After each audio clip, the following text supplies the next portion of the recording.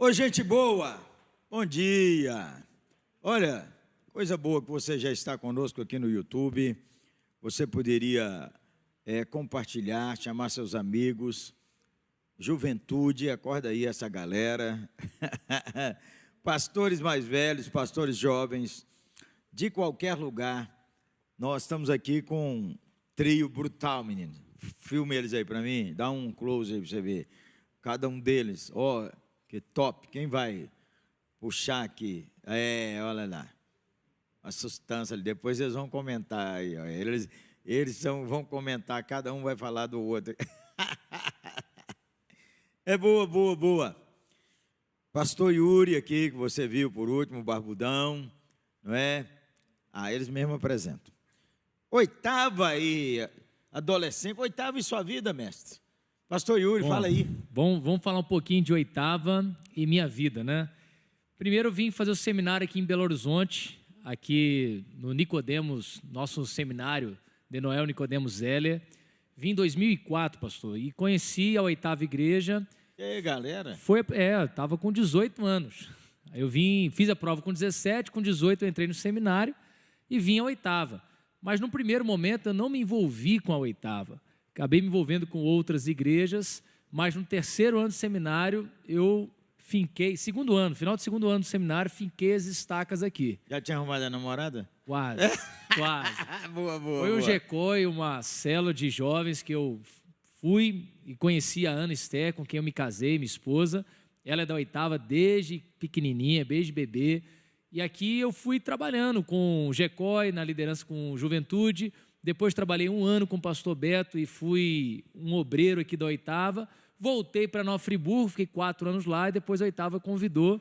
E eu vim aqui trabalhar na oitava igreja com adolescentes, no primeiro momento também com artes e com juniores. Depois mudou essa configuração, mas adolescentes, eu permaneci em adolescentes e aumentou também esse tempo com adolescente. Então, desde a minha formação, são 13 anos trabalhando com adolescentes. Boa, boa, boa.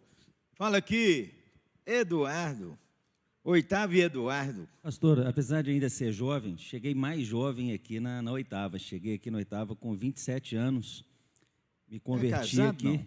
Já casado. Já casado. Já casado. Eu casei em 96, cheguei aqui em 97. Tinha um ano de casado. E desde lá, sempre aqui na oitava. Trabalhei no Ribeiro de Abreu, que era uma congregação aqui da oitava. E esse ano agora eu completo 10 anos aqui na sede, trabalhando como auxiliar do Senhor. Uma alegria e a família toda servindo a Deus e, graças a Deus, aqui na oitava. E ali o nosso caçula, menino, o caçula de todos. Pense, também é o que faz bullying com todo mundo. Hora dessa, eles estão querendo virar ele de cabeça para baixo em algum lugar. Bem-vindo, nosso batera.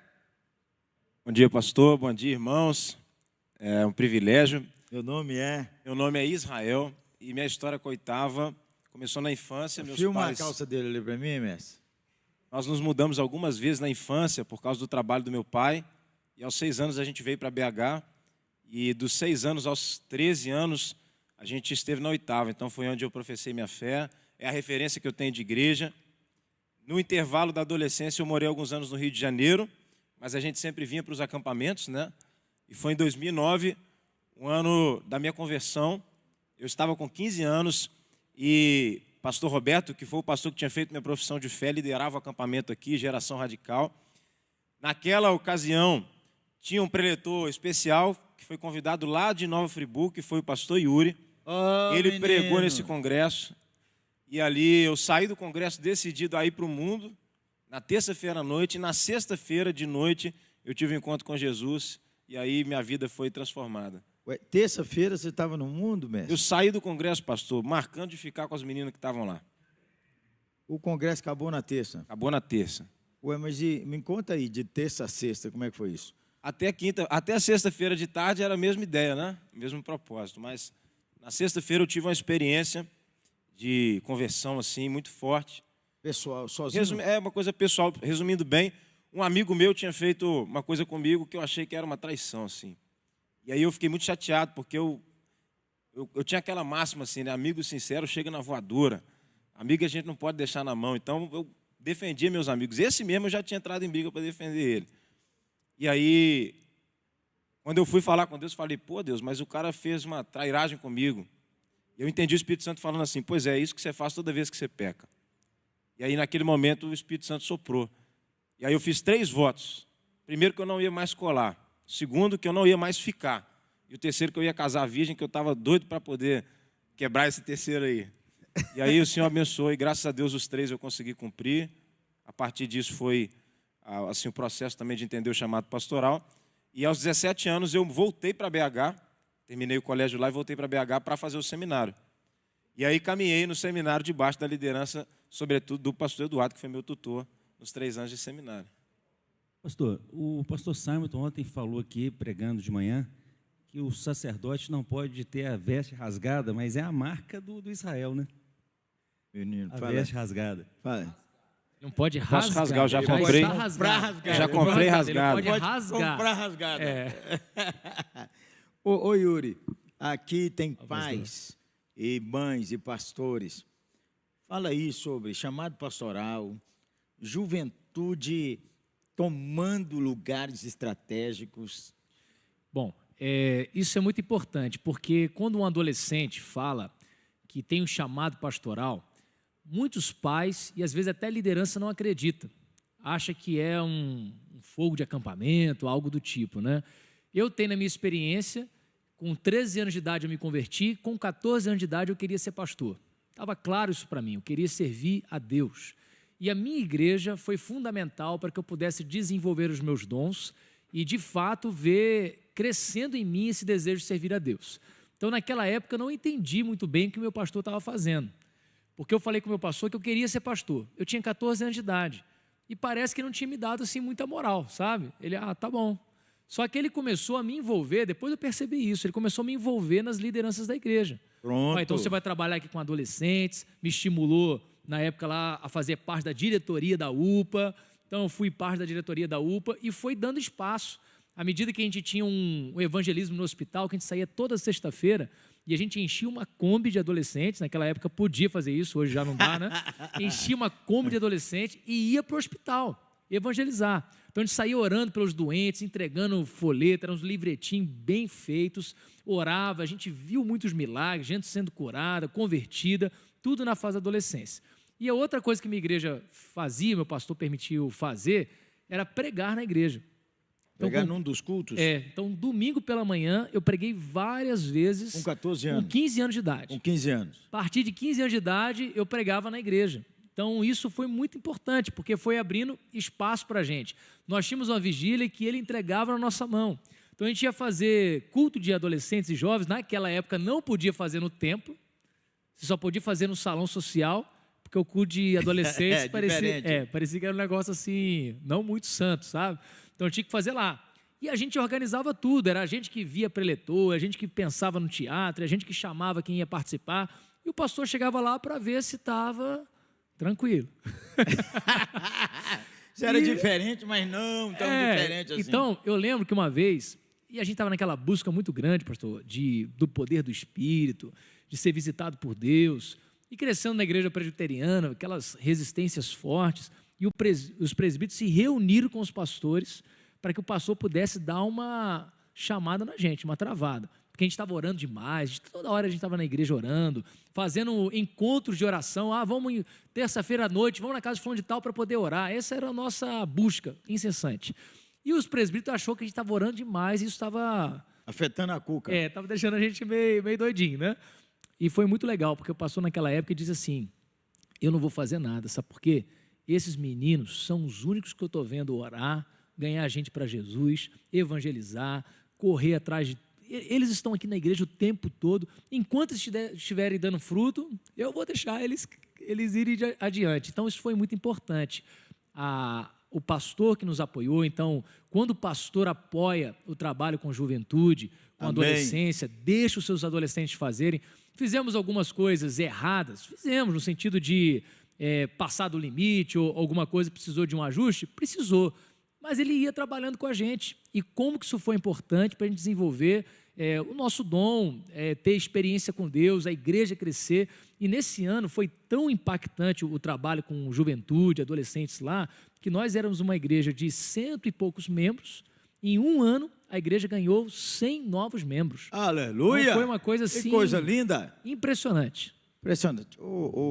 Edu, às vezes, jovens dizem assim, não há uma equipe pastoral na nossa igreja e o nosso pastor titular, ou às vezes até há uma equipe pastoral, mas o pastor titular não está dando muito apoio ao trabalho da juventude.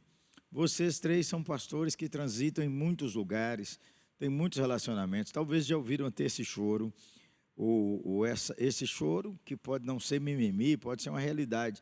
Eu queria que cada um de vocês, começando com o Dudu, desse uma palavrinha para os jovens e depois eu vou dar para os pastores. Pastor, às vezes o trabalho com a juventude precisa começar com alguém. Talvez não tenha um pastor que tenha o perfil de trabalhar com jovens, talvez ainda não tenha um líder de jovens, mas você pode ser esse líder de jovens. Existem algumas ferramentas que a gente encontra na igreja que o pastor ele pode utilizar para poder descobrir esses dons e talentos. Aqui na Oitava eu vejo que as células, os nossos GECOs aqui, são uma ferramenta muito legal para você perceber quem tem potencial.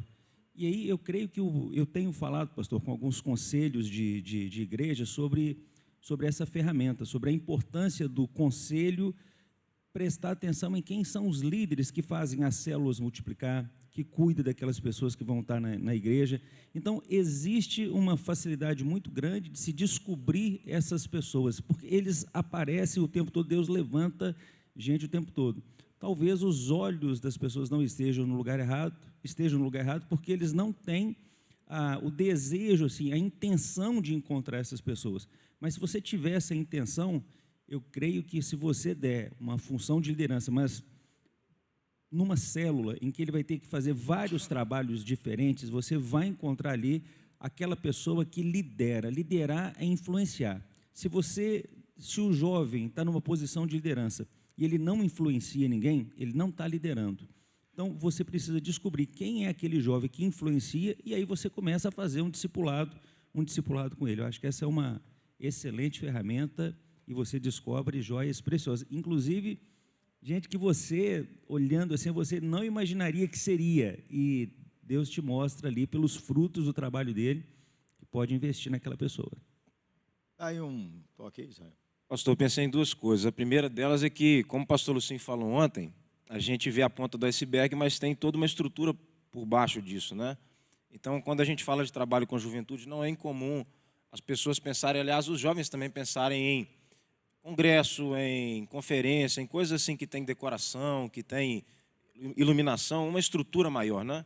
Mas o trabalho de verdade que transforma não é esse. O trabalho que transforma é o do dia a dia, do aconselhamento, do discipulado, de orar juntos.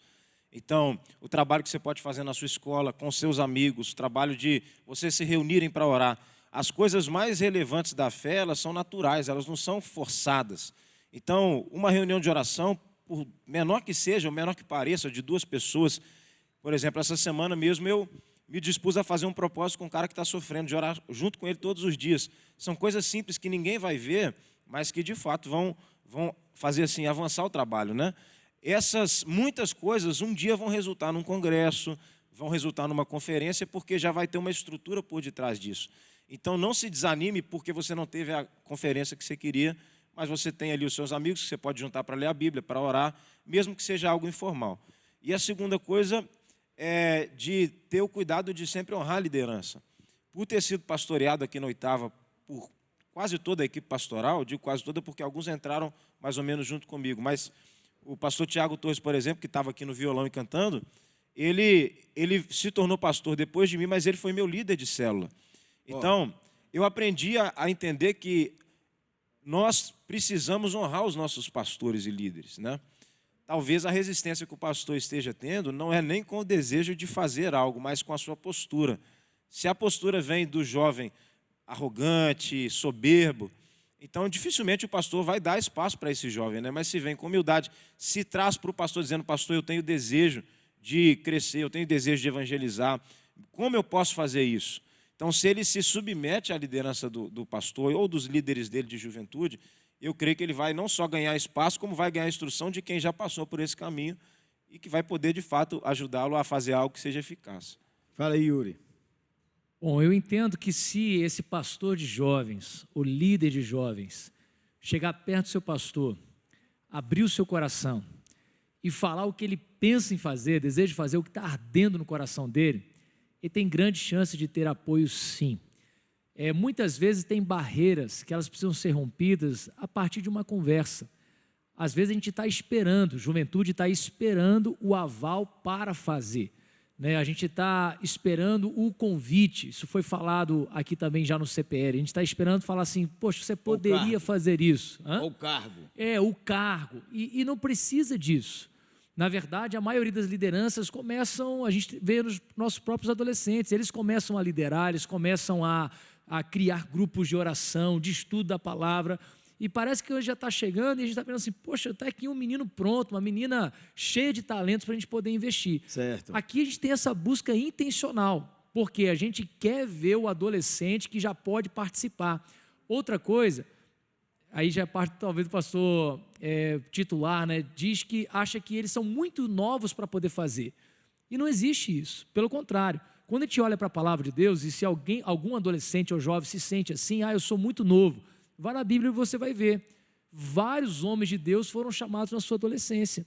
Então nós temos Davi, que foi ungido na sua adolescência. Nós temos João, que foi chamado ao apostolado na sua adolescência. Deus chamou tantos servos dele para poder servi-lo nessa fase de vida, quando ele achava que não poderia entregar muita coisa. Mas como sempre, e é uma palavra que sempre foi forte no meu coração, Deus chama os pequenos para poder envergonhar os grandes. Deus chama os fracos para poder envergonhar os fortes. Ou seja, não depende da gente, depende do coração que a gente entrega para poder fazer a obra do Senhor. Se houvesse esse ardor no coração do jovem, do adolescente, e ele procurar a oportunidade de servir da maneira como pode servir, entendendo a dinâmica da sua denominação, que às vezes tem que ter os seus cuidados na sua igreja, saber onde que ele pode e não pode, certamente isso vai frutificar. É o coração quebrantado. Vou dar um exemplo. Quando eu já fiz várias coisas por causa do Evangelho e com desejo de ver o Evangelho sendo pregado.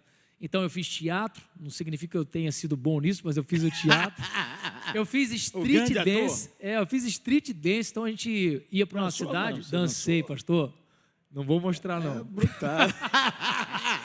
A gente foi para uma cidade interior de Minas e a gente fez na praça principal. Então a gente fazia teatro, fiz um teatro lá que era a mulher adulta. Eu derrubava a menina no chão e eu segurava nos cabelos dela e ela segurava no meu braço e eu ia puxando ela pela praça da cidade, no chão, e todo mundo gritando. Parecia que eu estava puxando ela pelo cabelo, mas na verdade ela estava segurando no meu braço. E a gente avisava a polícia, porque tinha gente vindo querendo bater na gente. Tudo por causa do Evangelho. Dancei. Então, esse grupo que a gente tinha de dança, que para a nossa igreja era uma coisa assim escandalosa, era inédito. Um grupo de street dance, o conselho do nosso pastor foi o seguinte: vocês querem fazer isso? Beleza. Então, façam da melhor maneira e sejam exemplo, tenham frutos, vivam para Deus. As pessoas têm que ver que vocês são pessoas de Deus. Vocês sendo pessoas de Deus, vocês podem fazer o que quiser, que vai ser abençoado e as pessoas compreenderão. Fizemos muito evangelismo a partir da dança. O Israel dançou também, não? Não, pastor, não dancei, eu já cuspi fogo. Cuspiu numa fogo? praça, aprendi a fazer pirofagia. Encher a boca de... eu posso tentar, mas aqui não vai dar, não. Aqui não. Mas enche a boca de querosene e sopra ela assim. Matador de coronga. Fogo. Boa, agora ia ser bom, né? Eduardo dançou também, não? Não. Não é muito a minha praia, não. Ô, gente boa, deixa eu dar uma palavrinha para você, jovem, menino. Pastor titular não quer envolver a juventude na igreja. No reino de Deus, não precisa ninguém te mandar. Então, vamos dar uma voltada aí. Eu com 17 anos. O pastor nem sabia que todo domingo à tarde eu saía para o evangelismo pessoal sozinho. Todo domingo à tarde. Eu ia para a escola bíblica, olhava lá na chamada do professor, quem é que não foi à escola bíblica que era da minha classe, e aí eu perguntava, alguém sabe quem é fulano, onde é que ele mora? Morava todo mundo ali próximo à congregação. Então, domingo à tarde, sem ninguém saber, eu ia lá na casa fazer uma visita, perguntar por que ele não foi, orar por ele, dizer, você quer ir ao culto à noite? Eu venho te buscar. Evangelizei famílias inteiras. Ganhei famílias para o Senhor. Eu não tinha cargo.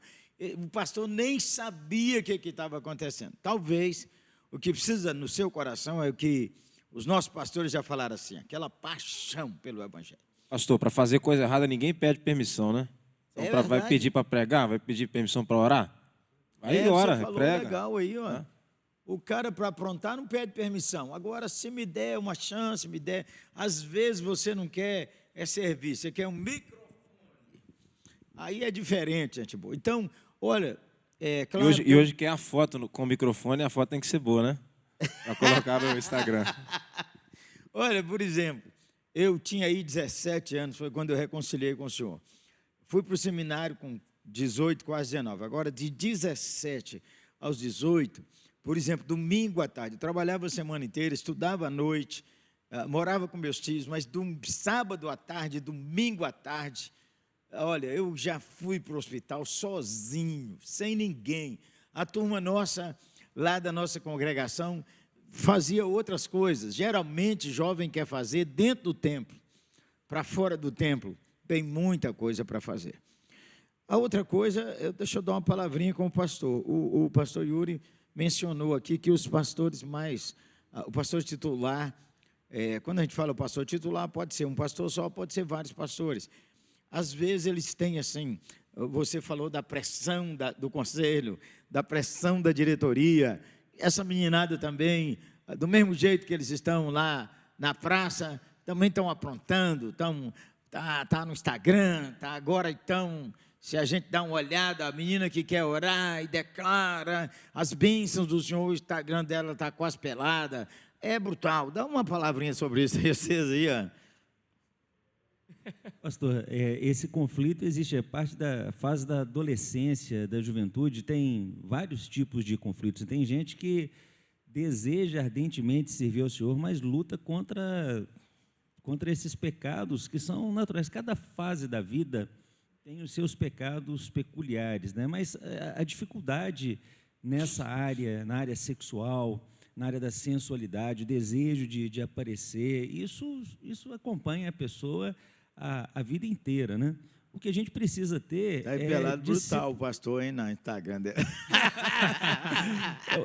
Pastor, aí é uma coisa interessante. Eu acho que o líder, a pessoa, quando ele ocupa uma posição de liderança, ele tem que ter muito mais cuidado do que aquela pessoa que não ocupa uma posição de liderança. Porque ele é exemplo para outras pessoas. Então, o fato ele não pode ter o telhado de vidro, porque isso pode escandalizar, e através do escândalo dele, outras pessoas podem ser prejudicadas, e Paulo nos exorta para que a gente tenha esse tipo de cuidado, né?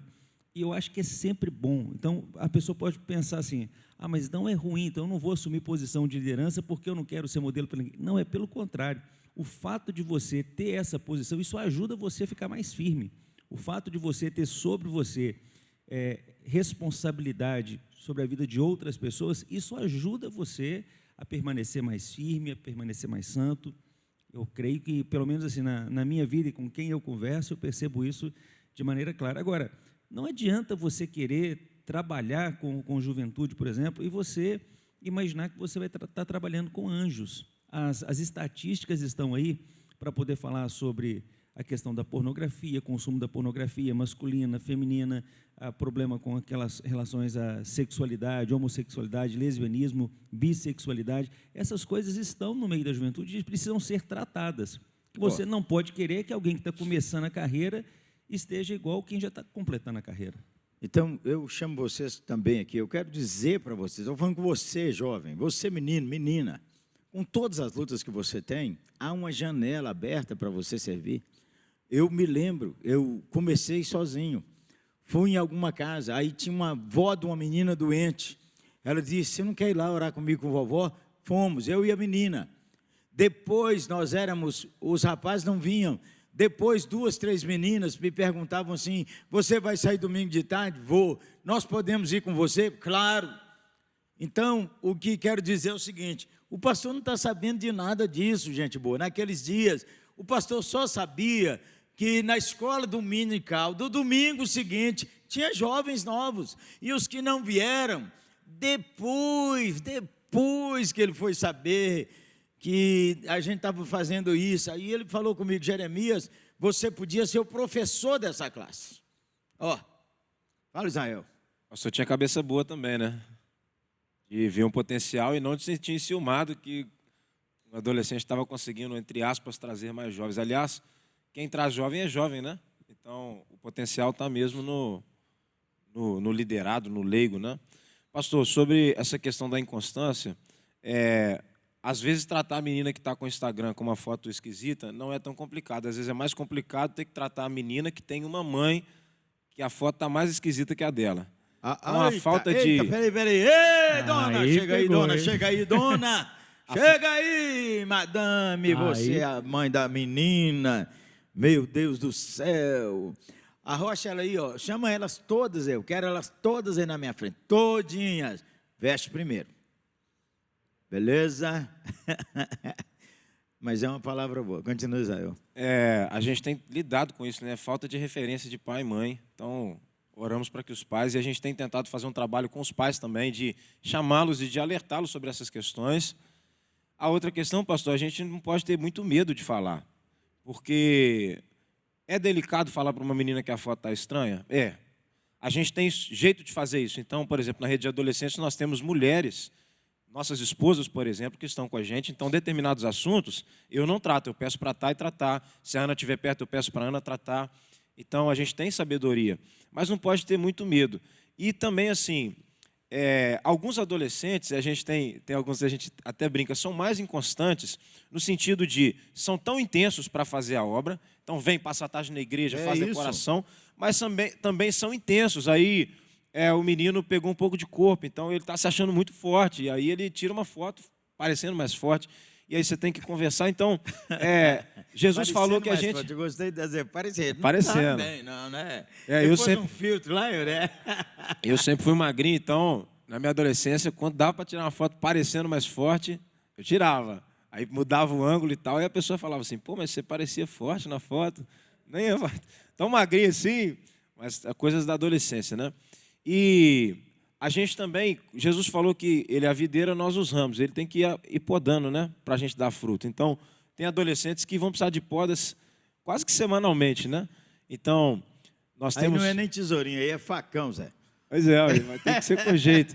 Então, mas assim, são meninos que querem servir a Deus, que desejam avançar no reino, que desejam assim crescer na fé, mas que, porque começaram a resolver alguma coisa aqui na igreja, eles se sentem muito chefes disso. Aí você tem que falar: cara, Israel, calma. Quando é ovelha, aceita a exortação tranquilamente, sabe? Agora, quando não é ovelha, é que vai ficar mais doído. Mas o crente, ele sabe que o pastor está falando com amor, está falando querendo o bem dele, ele aceita bem. Eu me lembro de um jovem no Ribeiro de Abreu, pastor. O nome dele, Reinaldo. Reinaldo, ele foi talvez o jovem mais difícil que eu já trabalhei, assim, muito complicado.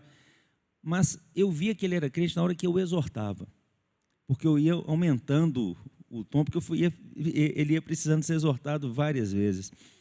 Mas ele aceitava a exortação. Então, eu continuei investindo na vida dele. Hoje, homem, casado, uma bênção, uma joia, mas que, assim, se você olhar, você fala: esse cara não é crente de jeito nenhum. Mas pela exortação, pela forma como ele aceitava, a gente via que tinha o espírito quebrantado. Quer falar, Yuri? Quero. Essa fase da adolescência, ela é tão delicada, porque a mesma paixão que eles têm para servir a Deus, Tem para tudo. ele tem para outras coisas. A fase da adolescência é marcada por impulsividade. Até um estudo que mostra que a parte da racionalização do cérebro termina de formar para os 21 anos de idade. Então, ele tem isso já no DNA dele, que é a impulsividade. Ele mesmo depois vai se questionar por que ele fez aquilo. Então, e o que a gente tem associado hoje? Entregamos na mão do adolescente um elemento, um celular, que não tem limites. E a gente espera que eles tenham autolimites. Eles estão numa fase que eles não têm autolimites. Crianças não têm limite. Adolescente não tem limite, por mais maduro que ele possa pensar ser. Ah, eu sou maduro, ele não tem limite. Eu já sei, mãe. Eu já sei. Então, Eu já assim, sei. o papel dos pais, o papel dos pastores é fornecer esses limites. Então, tem adolescentes que a gente já aconselhou a tirar o Instagram. Olha, tá te fazendo cair? Tira o Instagram, porque você não tem capacidade de gerenciar isso. Ou seja, olha como é que é difícil. Todo adolescente vai lidar, ou a maioria dos adolescentes vai lidar com problema na sexualidade. Eu estou aqui na oitava há 38 anos. E eu dirigi acampamentos de jovens, de adolescentes. Então, me lembro que naqueles acampamentos, hoje eu nem vou mais. Vai dormir no acampamento de adolescente. Deus me livre, eu vou lá pregar e tchau para vocês. Aí, fui lá e eu não dormia 4 noites do carnaval, andando a noite inteira, lanterna na mão. Aí eu me lembro que uma madrugada daquela, menina, eu meti a lanterna no rosto de um casal, esgarrado num beijo, num grude. Eu falei, eu não sabia que reunião de oração era assim, não. Todos 2 para o quarto. Aí a menina disse, eu não vou, você não manda em mim. Aí baixei a voz e falei com ela, pro quarto. Eu não vou. Falei, vou falar mais uma vez, e a quarta eu vou dizer a seguinte frase, para o meu carro, que eu vou te levar para o seu pai agora de madrugada. Então, vou te dar a última oportunidade. Nem falei. Ela saiu pisando duro e foi para o quarto. A vida roda, glória a Deus. Gente linda, discipulada, crescendo na fé. E casou-se, glória a Deus. Aí passaram a me ajudar com os acampamentos de jovens. Já tinha filhos cresceram, filhos adolesceram. Aí, um dia, ela veio me abraçar e disse, meu pastor, obrigado porque o senhor me amou daquele jeito, porque nesse acampamento eu estava com a lanterna lá na mão, quem que eu meti a lanterna grudada na boca do jaburu? Minha filha. Aí eu lembrei como o senhor me tratou para mim não brigar com ela. Falei, para o seu quarto. Ela me olhou assim, e eu me lembrei como eu olhei o senhor. Eu pensei em falar tudo, mas eu lembrei como o senhor tratou comigo. Finalmente minha filha foi para o quarto. Eu nem falei com ela em casa depois. Ela veio falar comigo, te envergonhei, mamãe. Não, minha filha, você é adolescente, vai crescer, vai romper, Deus vai te abençoar. É boa. Eu tenho umas perguntinhas aqui para repartir com vocês.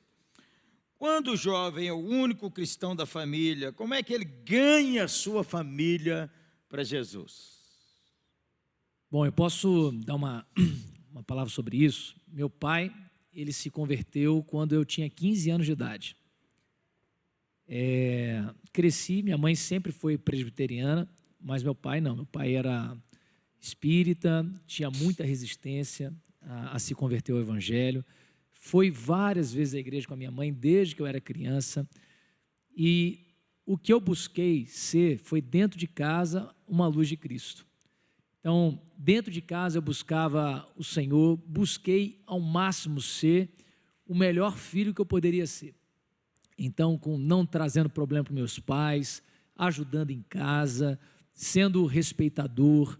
A palavra de Deus fala sobre os jovens, sobre os filhos honrarem os seus pais, honrava os meus pais. E a conversão do meu pai se deu num evento de crianças na igreja, em que minha irmã estava apresentando. Convidamos aí o nosso pai para poder ir lá, e na hora do apelo ele foi lá à frente. E depois de um tempo, ele foi explicar para a gente por que ele foi lá à frente, por que ele recebeu a Cristo. No primeiro momento foi racional. Ele diz assim, meus filhos estão na igreja, estão andando no caminho certo, não tenho o que reclamar dos meus filhos. Se daqui a uns anos eles saírem da igreja e começarem a fazer coisa errada e eu for chamar a atenção deles, eles podem falar comigo, mas pai, a gente insistiu tanto para você ir na igreja, você nunca foi, agora que a gente está fazendo o que é errado, você quer chamar a nossa atenção? Então essa foi a cabeça dele.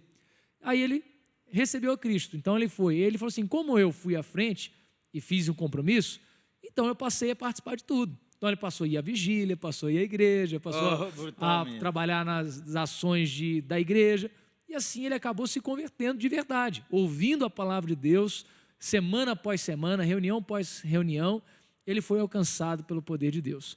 Evangelizei muito em casa, presenteava meu pai com Bíblia, discutia, respondia, pesquisava para poder trazer respostas de alguns questionamentos que ele levantava. Mas é óbvio, tudo isso, o que precisa adicionar? A oração. Então, eu orava constantemente para que Deus quebrantasse o coração do meu pai. Amém. Ainda tenho pessoas na família que não se converteram. Continuo orando por isso, para que Deus possa alcançar o coração deles. Pastor, Pastor, eu tenho dicas práticas sobre Diga. isso aí. Lá em casa, nós somos 6 filhos, tinha mais meu pai, minha mãe, minha avó e os agregados, né? Uma estratégia, Agregado, glória a Deus. acho que uma Toda estratégia família boa, tem. isso. Obviamente, a primeira coisa que fala mais alto que tudo é o testemunho. Então, o testemunho é extremamente importante. Segundo lugar, respeitar a religião daquela que o seu parente ele segue. Então, tratar com respeito. Terceiro, é que toda família tem aqueles que são mais sensíveis e aqueles que são mais resistentes.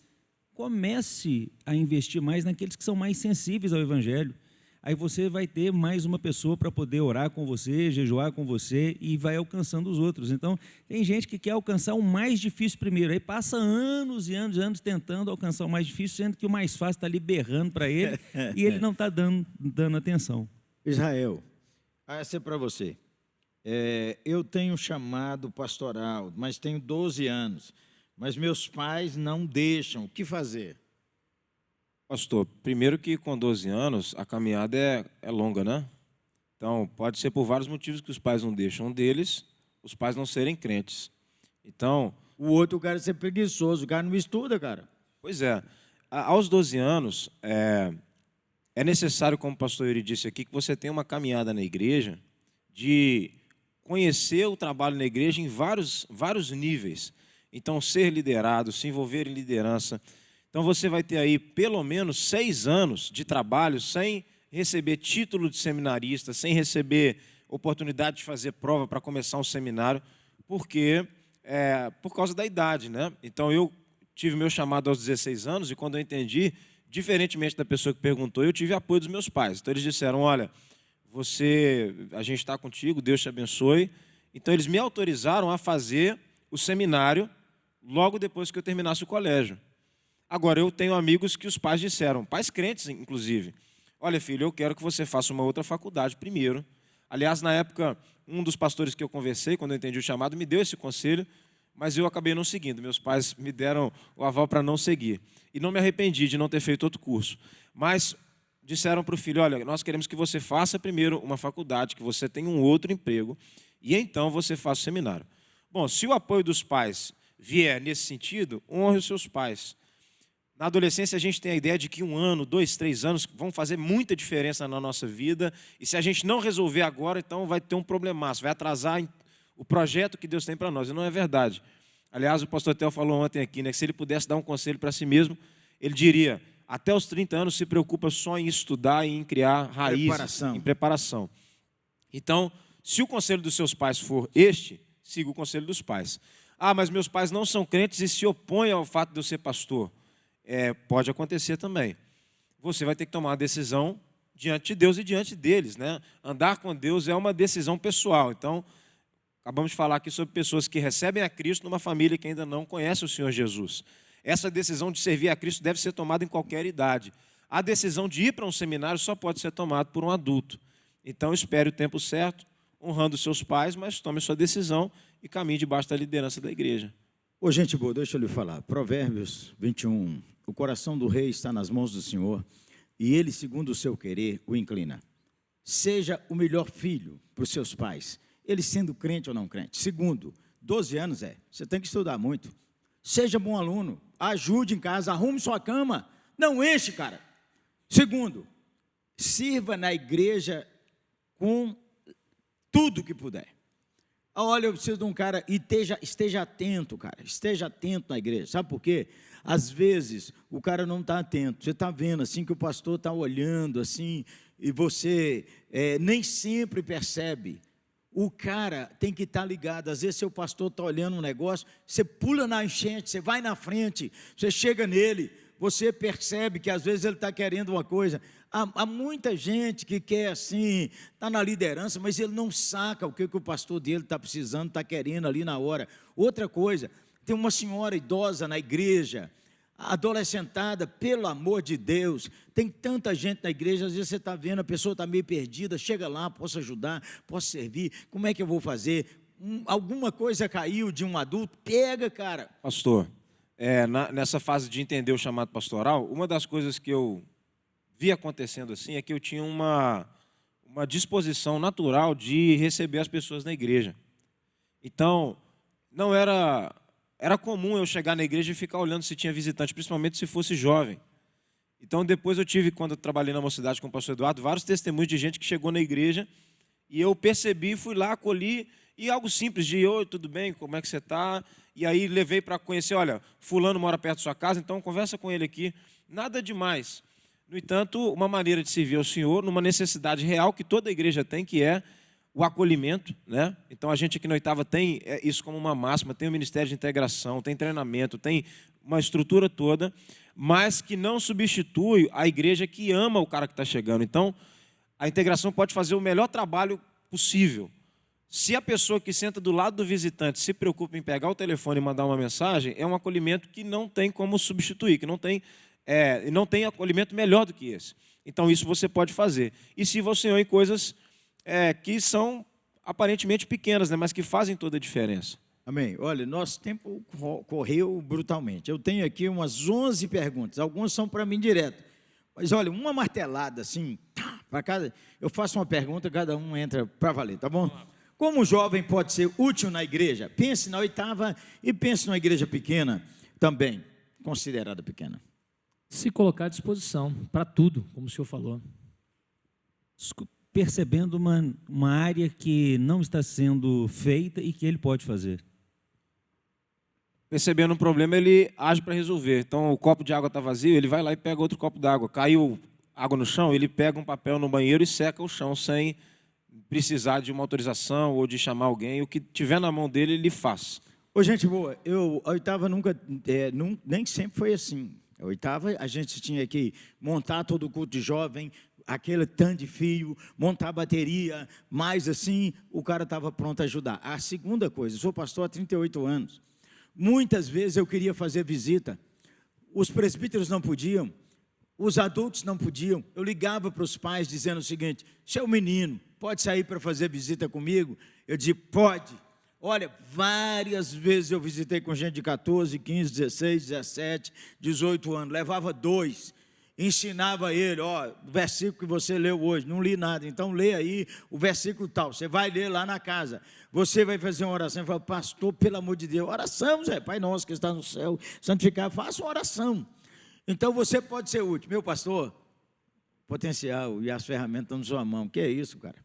Pastor, inclusive eu participei muito disso, o pastor Edson me levava, eu pedia para ir, levar a Santa Ceia, esses trabalhos, muito, muito bacana para desenvolver o chamado pastoral. Começa com Israel. Pastores jovens de hoje não querem mais ouvir os líderes anciãos. O que fazer? Orar, né, pastor? Primeiro, e se tiver a seu alcance, falar com ele, cara, você não chegou aqui sozinho, né? Então, respeite seus líderes. Mesma pergunta? A mesma pergunta, uma martelada dos 3. Pastor, eu acho que se ele não está querendo aprender com os mais velhos, ele precisa rever os conceitos dele, né? Ou talvez ele não está ouvindo porque também o mais velho não está querendo falar com ele também. Existe essa, com o pastor Jorge, existe uma preocupação muito grande, uma dificuldade muito grande de passar o bastão. A gente vê na Bíblia, as transições na Bíblia são muito complicadas, né? De lideranças, e às vezes rola essa questão aí, é preciso ter sabedoria, mas se ele não consegue falar com as pessoas mais velhas, se ele não quer ouvir os mais velhos, ele vai dar muita cabeçada, ele vai entrar no caminho de pecado. Pastor, quem não está apto a aprender, não está apto a ensinar. Quem não pode ser liderado, não tem como liderar. Quem não sabe honrar, não tem como ser honrado. Gente boa, deixa eu dar uma martelada aqui. Olha, pastores jovens não querem mais ouvir os líderes anciãos o que fazer. Eu fui pastor jovem, sozinho. Nós estávamos um dia numa vigília de jovens. não podia tocar violão naquele tempo, mas nós pusemos um violão para tocar. Nós éramos, no máximo, 12 jovens, umas meninas bonitas, uns caras bonitando. Aí nós estamos cantando, aí entrou o vice-presidente do conselho. Ele entrou e falou assim, isso aqui está parecendo um cabaré. Aquelas meninas criadas na igreja nem sabiam o que era cabaré. Cabaré é o lugar de prostituta. Aí foi brutal, menino. Foi brutal. Porque, às vezes, líderes anciãos também são muito duros de coração. Muito duros de coração. Então, eu queria falar com os líderes mais velhos, tenha um pouco mais de paciência com a gente, com os meninos, não é? Às vezes, as meninas vestem mais curto mesmo. Fala com ela, minha filha, uma oraçãozinha aí para melhorar isso aí. Às vezes, os caras entram, eles fazem zoada. Fica do lado de fora. Olha, eu fui pastor na igreja que os meninos que cantavam na banda, eles ficavam do lado de fora, conversando fiado. Vou pegar aqui, ó, caiu. Conversando fiado antes do culto começar. Eles só entravam na hora da banda tocar. Cara, era um estresse horroroso. Isso não acontece mais hoje não, pastor. Aí o que acontecia? Os líderes mais velhos falavam, põe essa molecada para fora. Não põe, gente, nós precisamos ter futuro. Então, aos líderes mais velhos, ô gente boa, um pouco de paciência, hein?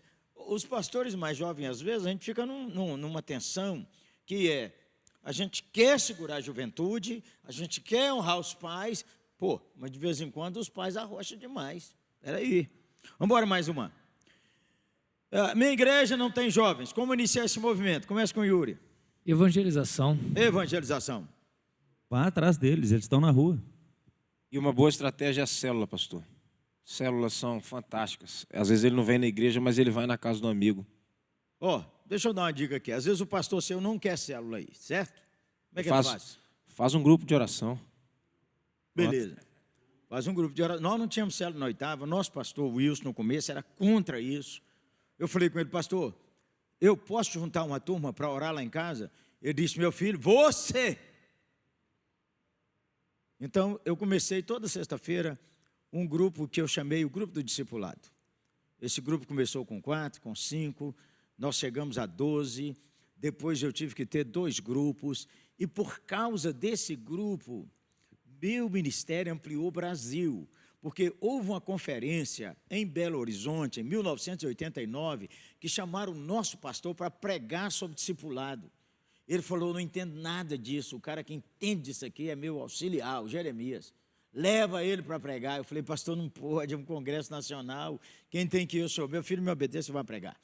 Então, eu fui pregar. Aí eu resolvi não pregar sobre discipulado, eu preguei sobre o que a oitava era e seria no futuro. Pense, menino.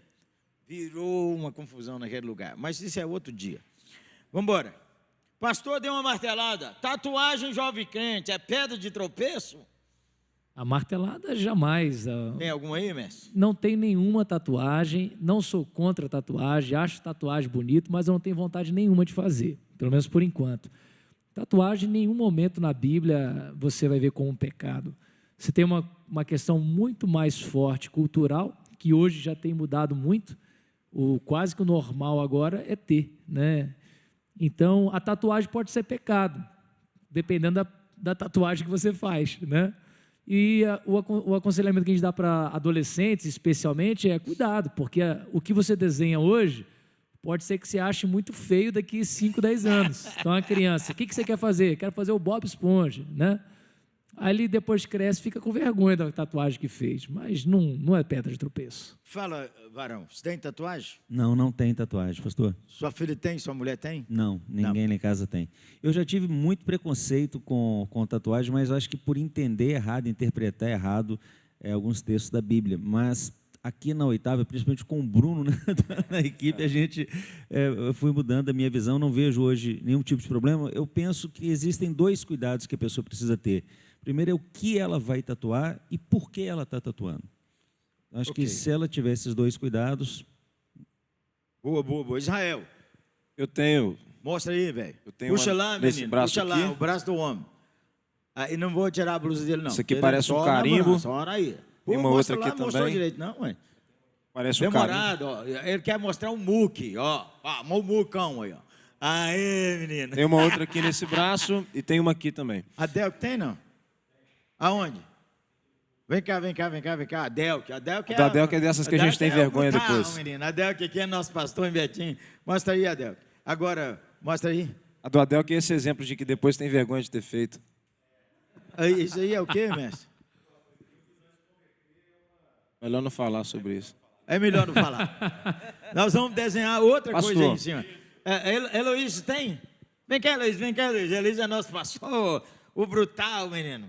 Pastor Heloísa, explica ele aí, pastor Israel. Pastor, um cuidado só do adolescente, o pai tem que deixar, né? Claro.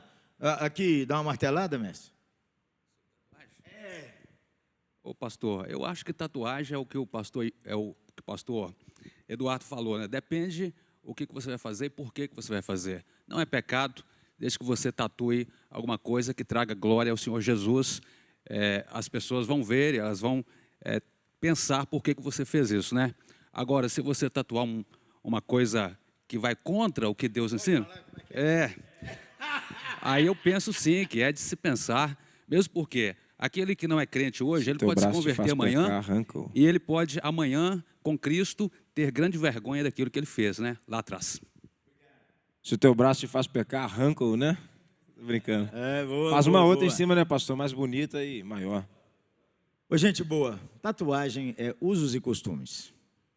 Então, é claro que é estressante para o pai e para a mãe, especialmente com crianças. Meu filho, o Ciro Pereira, ele tinha 11, 12 anos, ele falou, pai, eu quero tatuar.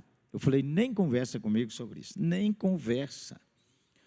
Nem papo sobre isso. Quando você tiver 16, volta.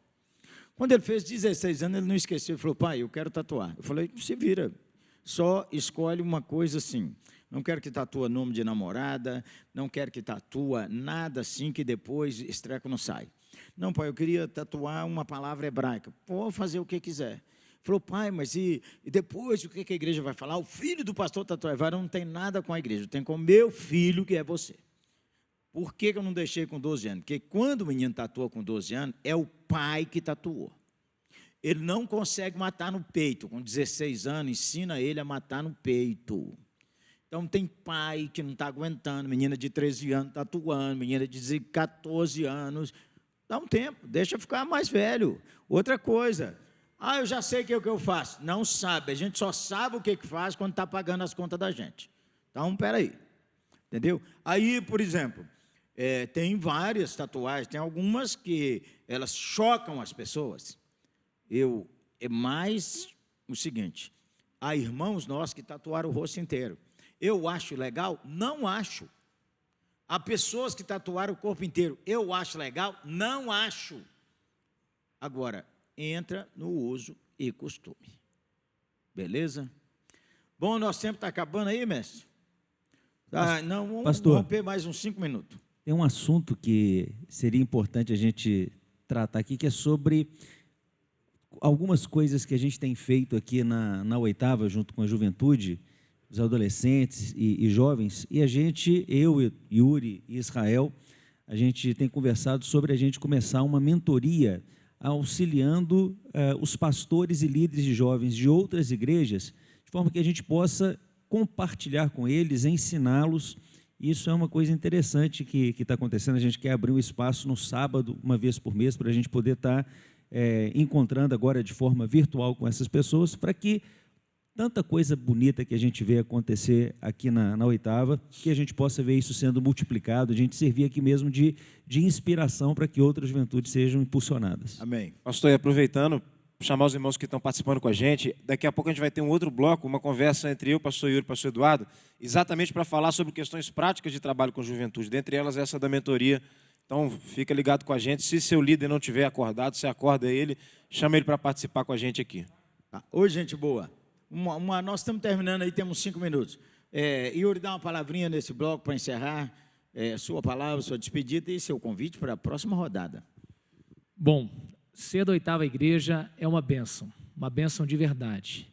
Falar bem da oitava não é só falar bem do que a gente faz, mas é da igreja que tem crescido ano após ano e tem fornecido ferramentas maravilhosas de trabalho. Então, talvez você está na sua cidade e tem pouco contato com outros pastores, com outras igrejas, tem pouca ajuda. E hoje a gente tem tido essa oportunidade de poder compartilhar o que a gente tem feito. E certamente também tem coisa que você faz aí que vai poder agregar para a gente também.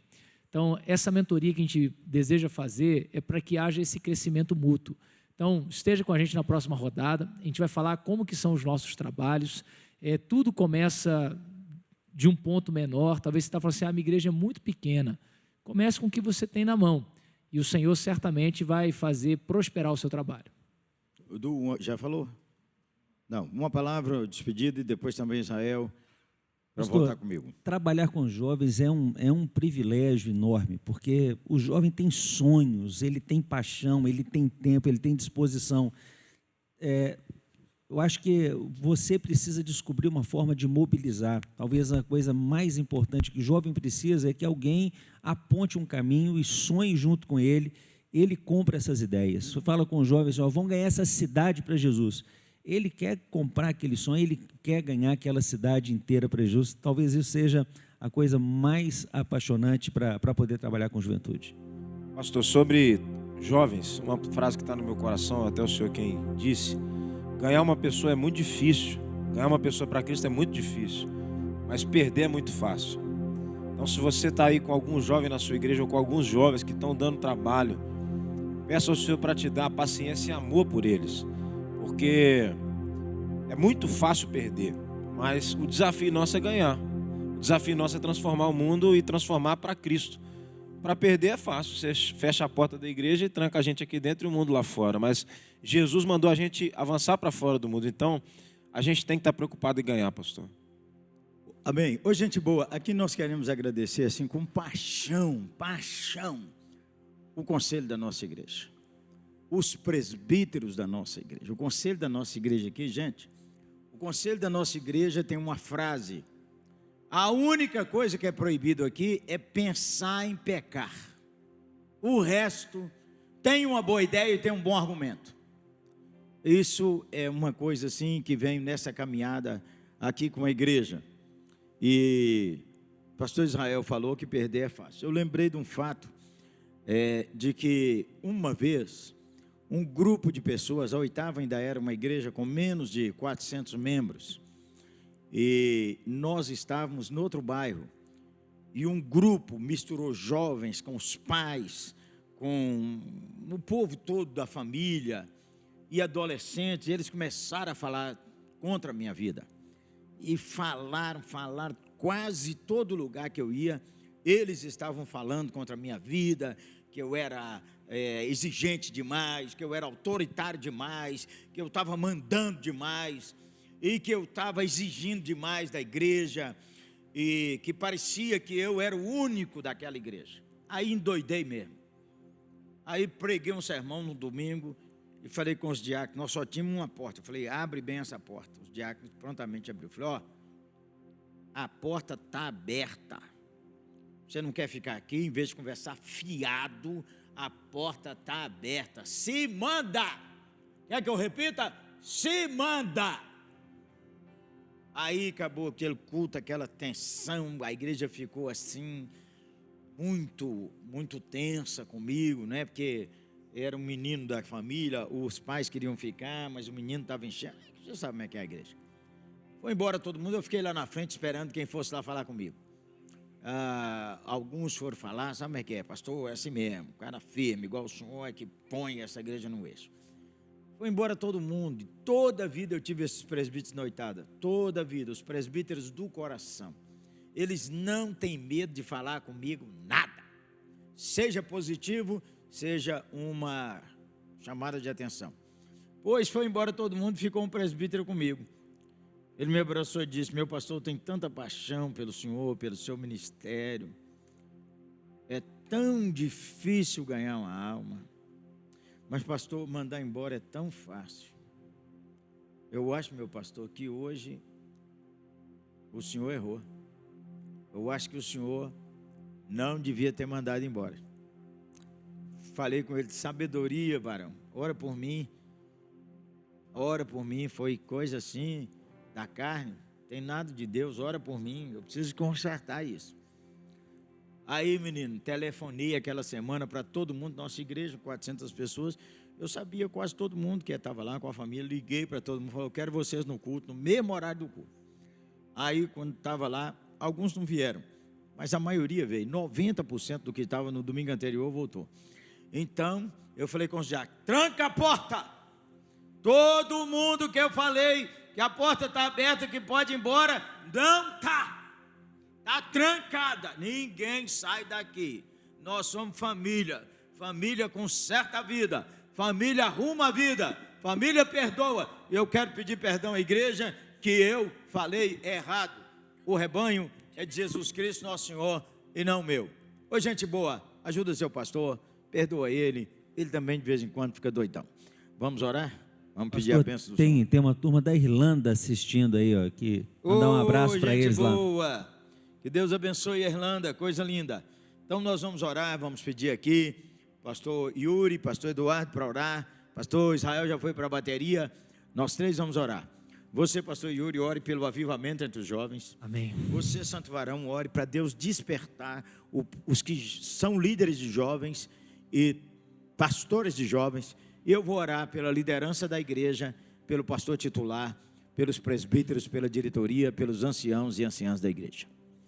Senhor, tem tantos adolescentes dentro de uma igreja e jovens que cresceram ouvindo a Tua palavra, mas ainda não tiveram o despertar da fé, ainda não foram convertidos de fato.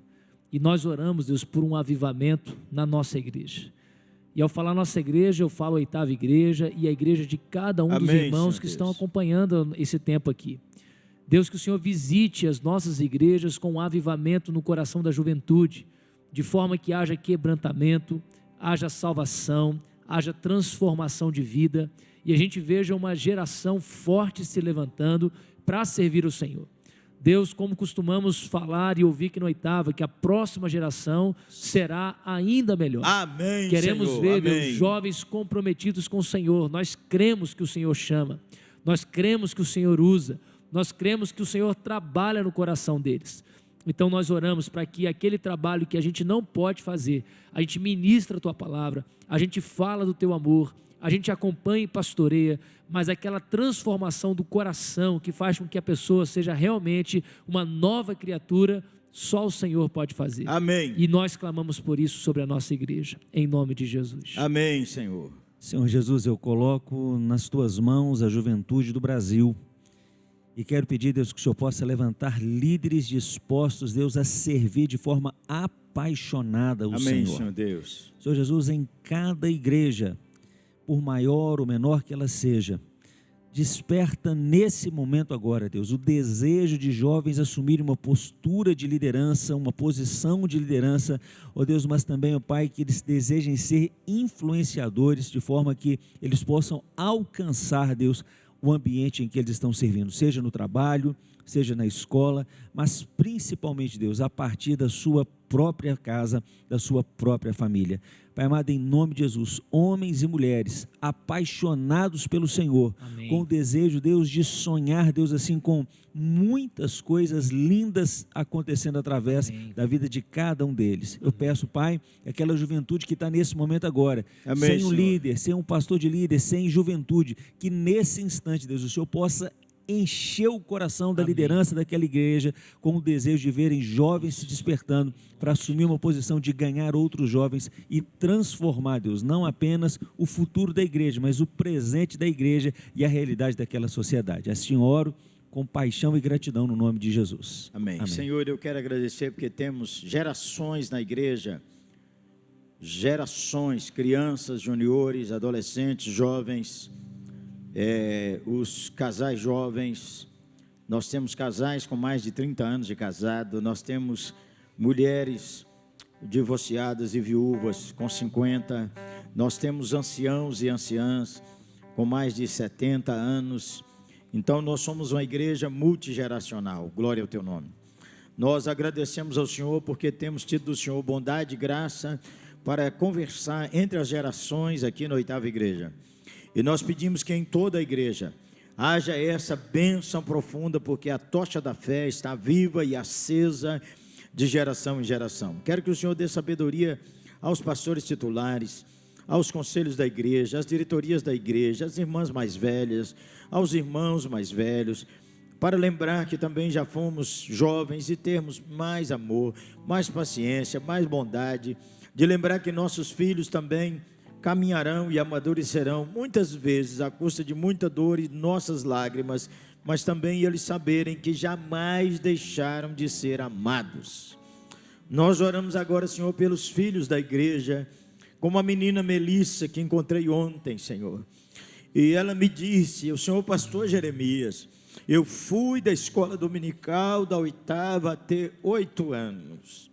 Meu Deus, nossos filhos que passaram aqui, nós estamos pedindo para o Senhor soprar o Espírito, e nós termos um voo de volta, Senhor, um voo de volta, Senhor, em nome de Jesus, amém.